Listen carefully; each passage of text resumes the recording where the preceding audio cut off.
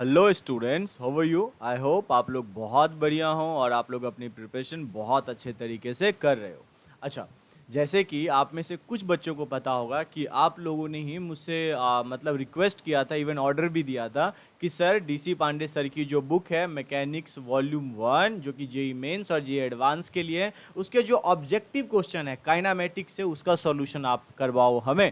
ठीक है, ये अरिहंत का पब्लिकेशन है, राइट? अब देखो, तो यहाँ पे मैं कंप्लीट सॉल्यूशन लेके आप लोगों के लिए आ चुका हूँ। और जैसे ही आप लोगों ने कहा था कि काइनामेटिक्स से ही शुरू करें, उससे पहले vector, units and dimension, error और एक्सपेरिमेंटल जो वो हमारा सेटअप था, वर्नियल कैलिपर ये सब जिसमें था, उसके साथ बेसिक्स ऑफ मैथमेटिक्स, वो आप लोगों ने बोला सर नहीं करवाने के लिए, बहुत बेसिक क्वेश्चंस हैं। बट अगर आप में से कोई बच्चा बोलेगा कि उसका भी सॉल्यूशन चाहिए तो मैं वो भी लेके आ जाऊंगा। तो आज से हम अपना ये सीरीज शुरू कर रहे हैं जहां पे मैं आपको सिर्फ एक वीडियो के अंदर 5-5 क्वेश्चन ही करवाऊंगा। क्यों? क्योंकि वीडियोस हमारी 1 घंटा 1.5 घंटा की हो जाती है, फिर बच्चे बोर हो जाते हैं, कंसंट्रेशन जो आपका होता है ना वो फोकस वाला वो भी कम हो जाता है। ये भी कुछ बच्चे ने मुझे व्हाट्सएप पे बताया। ठीक है, तो चलिए शुरू करते हैं गाइज।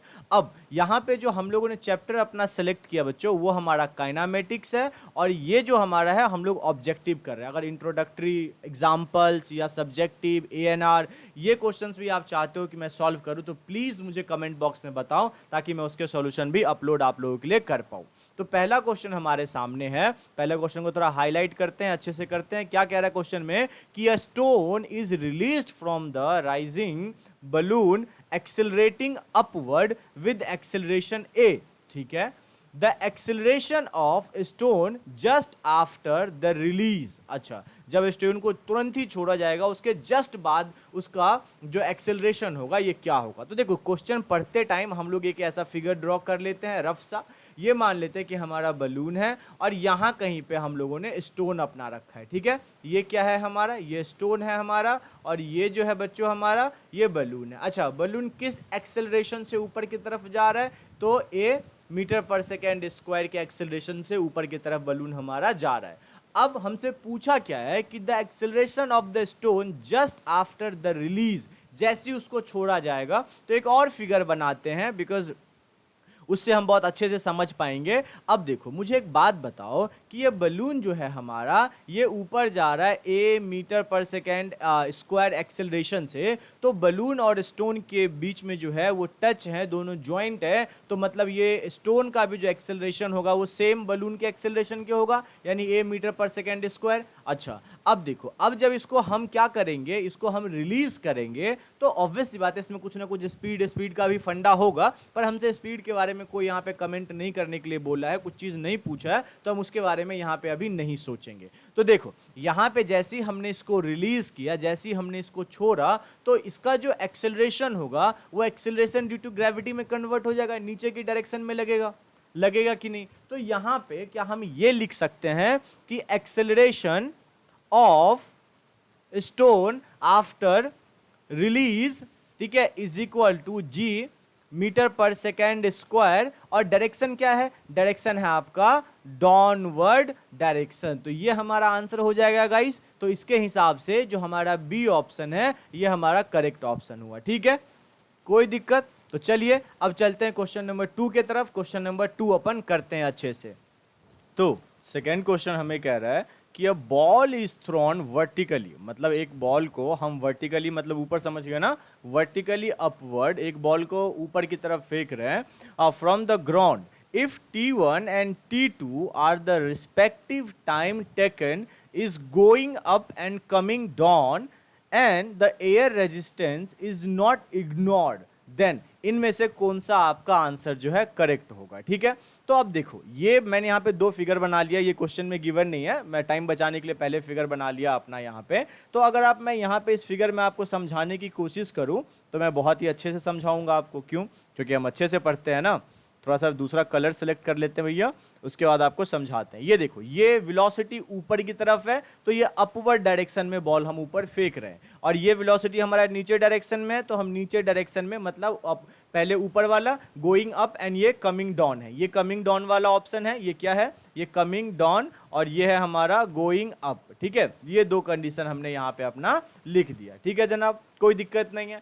अब देखो एयर रेजिस्टेंस की बात, सबसे पहले तो मुझे बताओ इस पे mg किधर लगेगा, नीचे डायरेक्शन में लगेगा, इस पे mg किधर लगेगा, नीचे डायरेक्शन में लगेगा, कोई दिक्कत नहीं है। चलो तो ये दो चीज तो क्लियर हो गया, ये दो चीज आई थिंक आपका क्लियर हो गया होगा, वेलोसिटी और mg। अब देखो ये F1 जो है ना और F2 जो यहाँ पे मैंने लिखा है, ये दोनों जो है आपके जो एयर का रेजिस्टेंस है ना उसको दिखा रहा है। तो देखो जब आप ऊपर के डायरेक्शन में जा रहे हो तो एयर का रेजिस्टेंस किधर होगा, नीचे की तरफ, जस्ट उसके अपोजिट। और यहाँ पे जब आप नीचे के डायरेक्शन में आ रहे हो तो आपका एयर का रेजिस्टेंस किधर होगा, जस्ट उसके अपोजिट, मतलब ऊपर की तरफ। तो आई होप आपका ये पॉइंट भी क्लियर हो गया। अब सिर्फ बचा एक्सेलरेशन, तो भाई साहब एक्सेलरेशन जो यहाँ पे भी डाउन डायरेक्शन में होगा, डाउनवर्ड डायरेक्शन में, और यहाँ पे भी आपका जो है डाउनवर्ड डायरेक्शन में हो जाएगा, ये आप लोगों को पता होगा, ठीक है। मैं इतना तो मतलब मान के चलता हूं कि ये चीजें आपको बिल्कुल भी क्लियर है अच्छे तरीके से, इन चीजों में आपको कोई प्रॉब्लम नहीं है, बहुत बहुत ज्यादा बेसिक है, ठीक है। चलो अब इस क्वेश्चन को सॉल्व करना चालू कर देते हैं। m क्या है हमारा, मैं फिर से बता देता हूं, m हमारा मास ऑफ बॉल है, या जो भी पार्टिकल कभी भी कुछ गिवन रहे तो आपको मान लेना है। तो देखो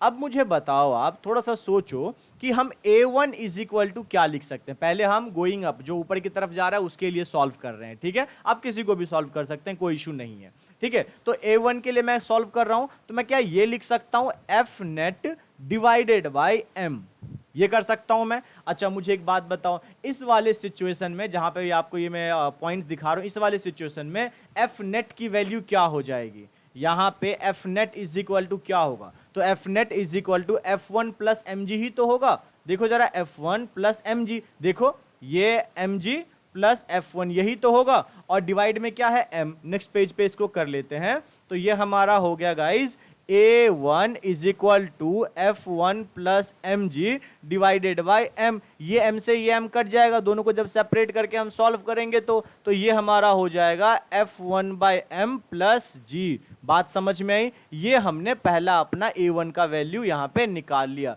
अब सिमिलरली a2 के लिए निकाल लेते हैं, तो a2 के फिगर में देखो जरा आप, a2 में हम क्या क्या ऐड करेंगे, यहाँ पे a2 में हम क्या क्या ऐड करेंगे जरा जल्दी से देखो। f नेट हमारा कितना हो जाएगा, यहाँ पे हमारा यही होगा ना कि f net divided by m, और यहाँ पे हमारा f नेट कितना होगा mg माइनस f2। थोड़ा सा ध्यान से देखो, f2 किधर है, ऊपर के डायरेक्शन में, mg किधर है, नीचे के डायरेक्शन में, तो माइनस कर देंगे ना, माइनस करते हैं ना, कोई दिक्कत तो नहीं है। मतलब यहाँ पे हो जाएगा ये mg minus f2 divided by m। अब इसको सॉल्व करोगे तो आपको मिल जाएगा ये यहाँ पे g minus f2 bye m1। बात समझ में आई जनाब, इतनी बात क्लियर है, कोई दिक्कत किसी को। अच्छा मुझे एक बात बताओ यार, मतलब यहाँ पे क्या मैं ये बोल सकता हूँ कि जो हमारा a1 है ग्रेटर देन a2 है, क्या हम ये कह सकते हैं? कोई किसी को शंका, कोई डाउट, पेट में गुड़गुड़ी गुड़गुड़ी कुछ हो रहा हो, नहीं ना, ये तो हम लिख सकते हैं। अच्छा कैसे, तो देखो यार सिंपल सा है, यहाँ पे हम g में कुछ ऐड कर रहे हैं, कुछ भी छोटी से छोटी वैल्यू ऐड करेंगे, और यहाँ पे हम g में से कुछ निकाल रहे हैं, भले छोटी से छोटी वैल्यू निकाले, तो ऑब्वियस सी बात है a1 हमारा ग्रेटर देन होगा, ठीक है। चलो अब नेक्स्ट में थोड़ा सा आगे बढ़ते हैं। तो एक बात बताओ, टाइम ऑफ फ्लाइट के लिए फॉर्मूला आप लोगों को पता होगा, क्या होता है, t is equal to u y by a y, यही होता है ना, कोई दिक्कत। तो एक बात बताओ, हम क्या ये बोल सकते हैं कि t जो है हमारा इनवर्सली प्रोपोर्शनल एक्सेलरेशन के होता है, क्या हम ये बोल सकते हैं? और अगर हम ये बोल सकते हैं तो हम ये भी कह सकते हैं कि t1 inversely proportional to a1, ठीक है, और यहां पे हम बोल सकते हैं कि t2 inversely proportional to a2।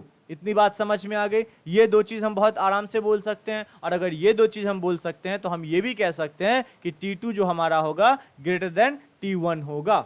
आई बात समझ में बच्चों, बात समझ में आई? तो चलो यहां पे हमारा जो राइट ऑप्शन हो जाएगा कौन सा होगा, ऑप्शन सी, ठीक है ना, कोई दिक्कत नहीं। चलो भैया अगले क्वेश्चन की तरफ बढ़ते हैं, question number 3।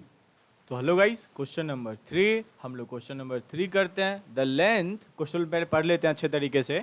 The length of a second hand in watch is 1 centimetre, ठीक है।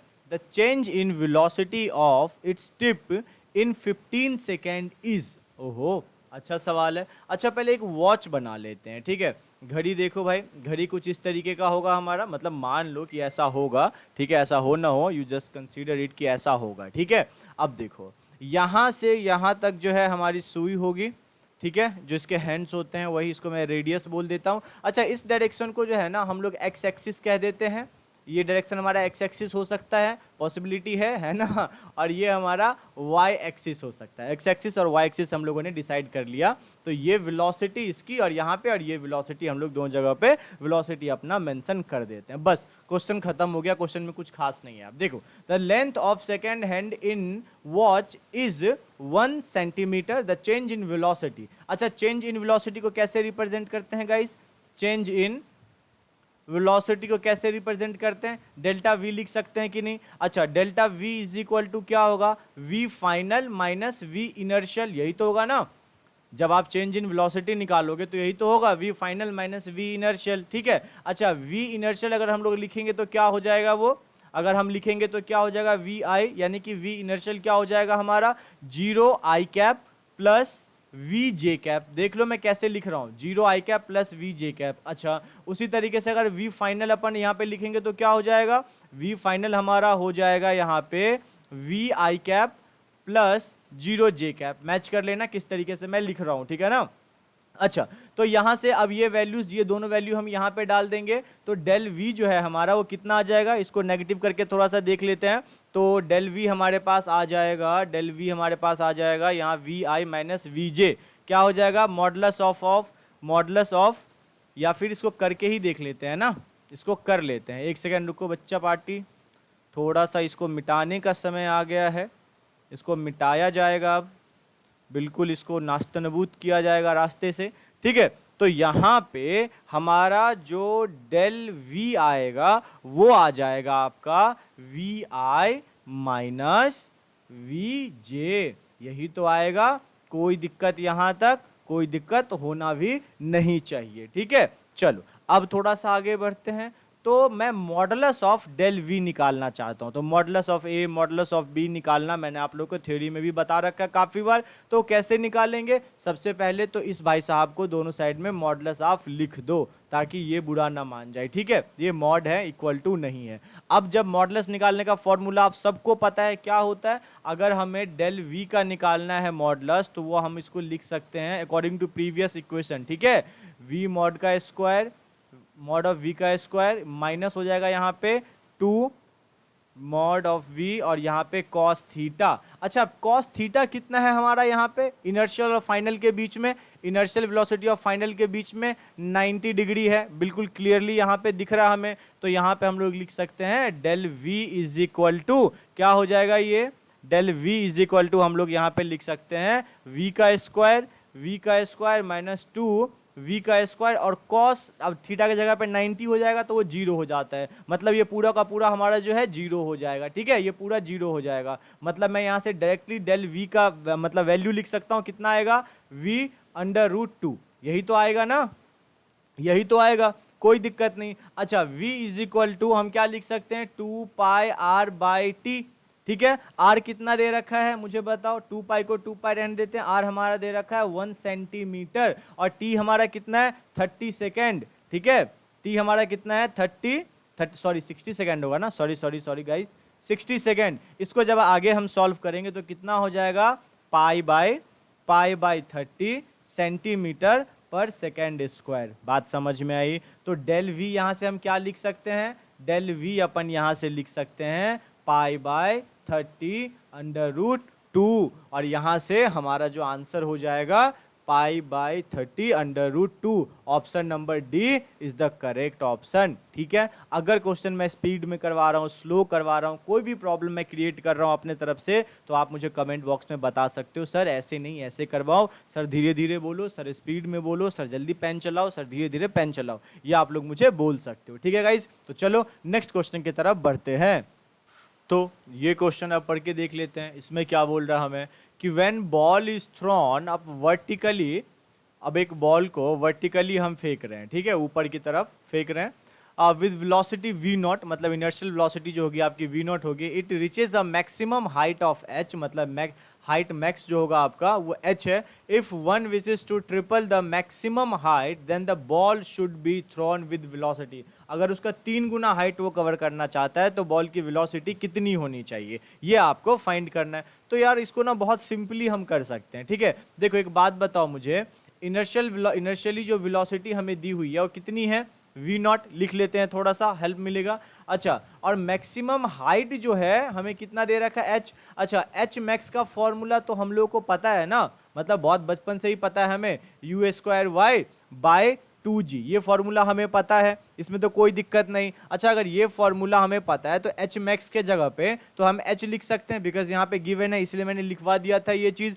अच्छा, uy आपका इनर्शियल वेलोसिटी हो गया यहाँ पे, तो ये v0 का स्क्वायर हो जाएगा और नीचे 2g का आपका 2g ही हो जाएगा। मतलब इसको 2g मतलब वो सेकेंड जनरेशन मत समझ लेना कम्युनिकेशन का, ठीक है, वो मत समझना, ये 2g है, मतलब मोशन अंडर ग्रेविटी जो होता है जी वही। अच्छा एक बात बताओ, अगर यहां तक अगर आपको समझ में आया हो तो क्या हम ये कह सकते हैं कि जो हमारा x मैक्स होगा, h मैक्स होगा, मैक्सिमम हाइट होगा हमारा, वो डायरेक्टली प्रोपोर्शनल हमारा uy के स्क्वायर होगा, uy स्क्वायर के होगा। क्या ये पॉसिबल है? और अगर ये भी आपको क्लियर हो गया तो आप ये चीज पक्का बोल सकते हो कि वो uy, ये नीचे लिखा हुआ y, ये u और y मल्टीप्लीकेशन में नहीं है, y इसके नीचे लिखा गया है, तो ये जो हमारा होगा ये डायरेक्टली प्रोपोर्शनल हमारा हो जाएगा h। इसके हम लोग बोल सकते हैं या नहीं बोल सकते हैं, ये बताओ।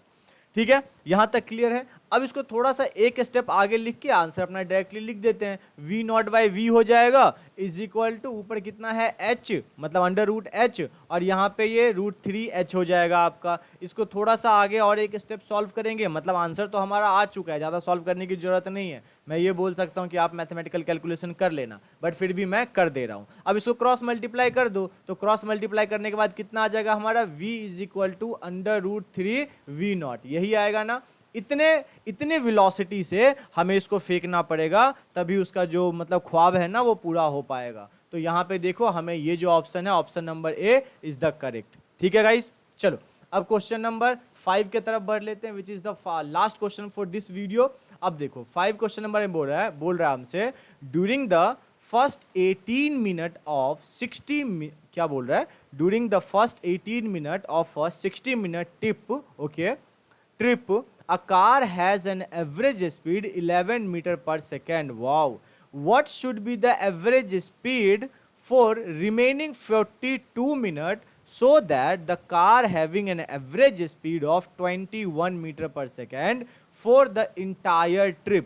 अरे भैया बहुत अच्छा सवाल है, एनसीईआरटी में भी ऐसा ही सवाल कुछ कुछ हमें देखने को मिलता है। हम ऐसा कर लेते हैं कि ना रोड बना लेते हैं, मतलब ओरिजिनल नहीं डुप्लीकेट रोड बना लेते हैं, इसको ए बी और इस पॉइंट को सी मान लेते हैं। ये 3 पॉइंट हम लोगों ने यहाँ पे अपना रख लिया, ठीक है। अच्छा मुझे एक बात बताओ, यहाँ से यहाँ तक के डिस्टेंस को हम लोग d1 बोल सकते हैं, एनसीईआरटी में भी ऐसे ही करवाया था मैंने। इसको हम लोग d2 बोल सकते हैं। अच्छा टाइम जितना लगा है इसको t1 बोल सकते हैं और इसको हम लोग t2 बोल सकते हैं, कोई दिक्कत?